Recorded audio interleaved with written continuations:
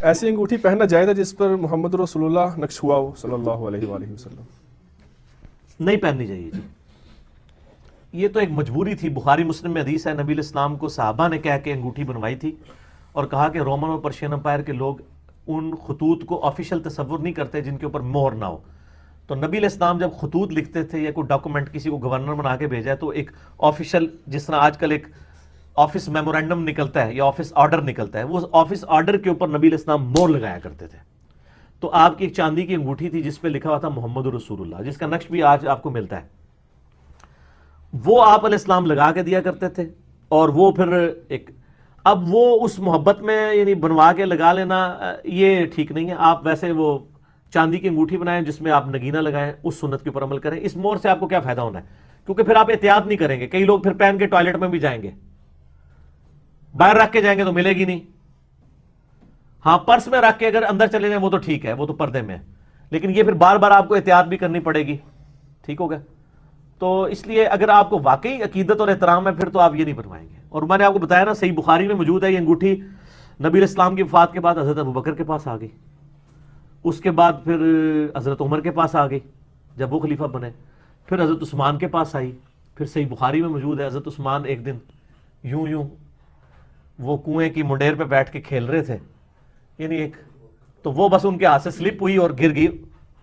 3 دن تک، بخاری میں آتا ہے 3 دن تک وہ اس کی صفائی کرواتے رہے. وہ کنویں میں کتنا پانی ہوتا ہے؟ 2 یا 3 فٹ پانی کھڑا ہوتا ہے نا نیچے، باقی تو سیپیج کا پانی جمع ہوتا ہے نا. تو وہ لیکن انگوٹھی ملی نہیں.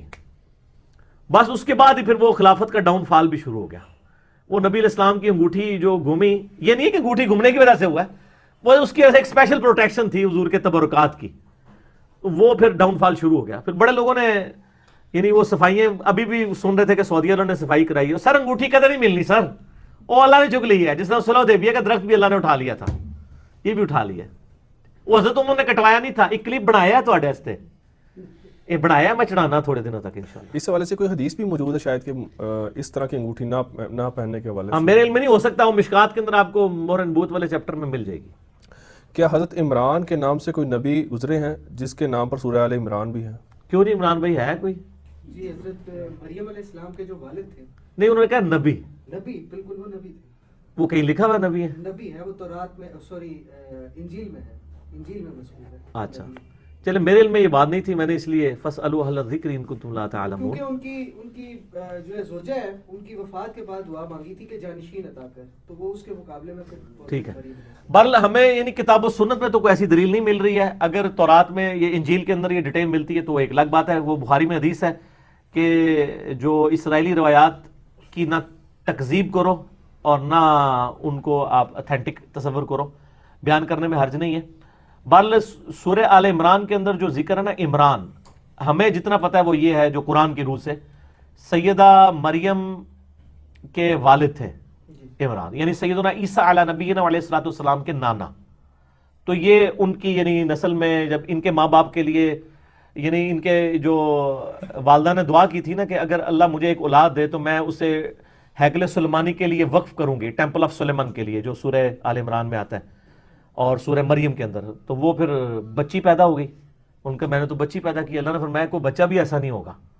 اور پھر وہ ان کی کو اللہ تعالیٰ نے غیر معمولی اولاد عطا فرمائی بغیر ویڈ لاک کے، یعنی روح اللہ حضرت عیسیٰ علیہ نبینا علیہ الصلوۃ والسلام.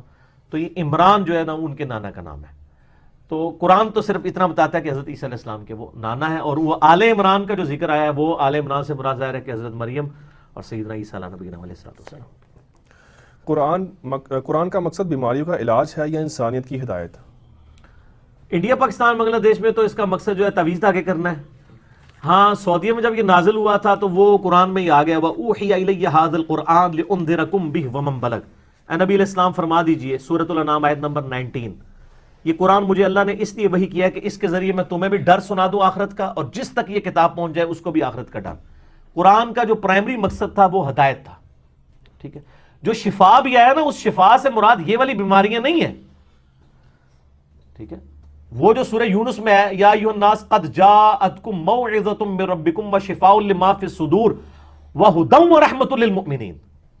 اے لوگوں تمہارے پاس آ گیا اللہ کی طرف سے بہت زبردست واز اور جو دلوں کی بیماری ہیں ان کا علاج، یعنی یہ وہ اس کا یعنی بائی پاس کے لیے نہیں، بلکہ دل کی بیماری جو ہے شرک، کینہ، بغض، حسد، ان بیماریوں کا علاج، اور اس میں ہدایت ہے اور مومنین کے لیے شفا ہے۔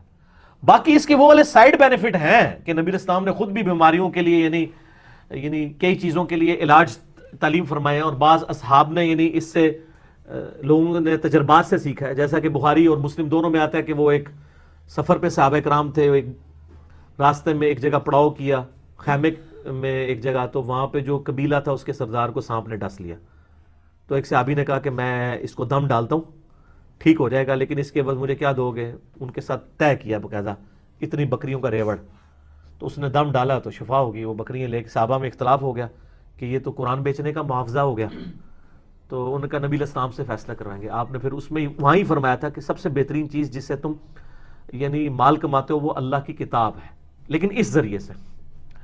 تو آپ نے فرمایا ان بکریوں میں سے مجھے بھی حصہ دو، یعنی آپ نے پریکٹیکلی کھا کے اس کو اسٹیبلش کر دیا کہ یہ حلال ہے، یعنی دم کا معاوضہ۔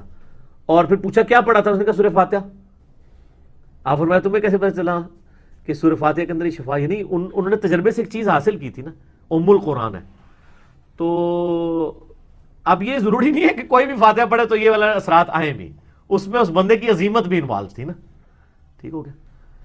تو ورنہ اگر کوئی آپ کا دعویٰ ہے تو میں عرض کر دوں تھوڑا سا، اگر آپ کو کانفیڈنس ہے کہ آپ کے بزرگوں کی عظیمت ہے تو آپ ان کے سامنے سانپ ڈسوائیں، کوبرا، انشاءاللہ وہ دم ڈالیں گے، آپ ٹھیک ہو جائیں گے۔ کوئی مرید بھی پیر کے لیے تیار نہیں ہوگا، ان کو یقین ہے جب ہم کہیں گے کہ کچھ نہیں یہ کر سکتے تو کہیں گے گستاخی کر رہے ہیں۔ سر اگر آپ کو اتنا اعتماد ہے تو آپ ڈسوائیں اور دم ڈلوائیں ان بزرگوں سے، اور اس سے بہتر یہ ہے کہ ان بزرگوں کو ڈسوائیں، ان کو کہ اپنے آپ کو خود دم ڈالیں تاکہ تھوڑا ہمارا بھی کام ہو جائے۔ یعنی ایسے لوگ جو لوگوں کو دھوکہ دے رہے ہیں ان سے یعنی وہ اللہ تعالیٰ کے پاس شہادت کی موت تک پہنچ جائے، کم از کم امت تو ان کے فتنے سے بچے نا۔ میں جنرل بات کر رہا ہوں، کسی کو اسپیسیفکلی نہیں کہہ رہا۔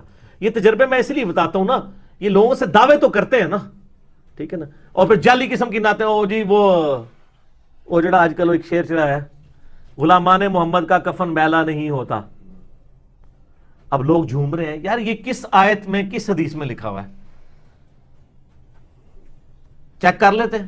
کفن کہتے ہیں میلا نہیں ہوتا، لاش کو تو کچھ نہیں ہونا۔ میں نے ان کو کہا ہے کہ آپ جن بزرگوں کے بارے میں آپ کا دعویٰ ہے نا جو زندہ ہیں ابھی مرے نہیں ہیں، ان کے مرنے کے بعد لاش کو ایک ہفتے کے لیے دھوپ میں رکھتے ہیں، ان کا تو قبر میں بھی کفن نہیں تھا میلا ہونا نا، تو پتہ چل جائے گا۔ کوئی رسک لے گا؟ سارے عیدی والوں کے پاس بھاگتے پھریں گے۔ اس طرح کے دعوے نہ کیا کریں جو غیر مسلم۔ میں آپ کو بتا رہا ہوں کہ اب غیر مسلم بڑے کرٹیکلی آپ کی چیزوں کو دیکھ لیں۔ ابھی تو اللہ کا شکر ہے کہ ان کو اردو نہیں آتی اور آپ کو انگریزی نہیں آتی، ورنہ بہت بڑی ازمائش۔ ورنہ تو میں ادھر تو ہفتے بعد لیکچر نہیں، روزانہ ایک لیکچر ریکارڈ کرانا پڑتا۔ نہیں سر اسلام یہ نہیں کہتا، یہ مولوی کہتا ہے۔ اسلام اور مولوی کو الگ کرنے کے لیے روزانہ لیکچر بنانے پڑتے۔ اور انگریزی سیکھیو بھی نہ ہے، گوریاں دی زبان ہے، کافراں دی نہ سیکھنا۔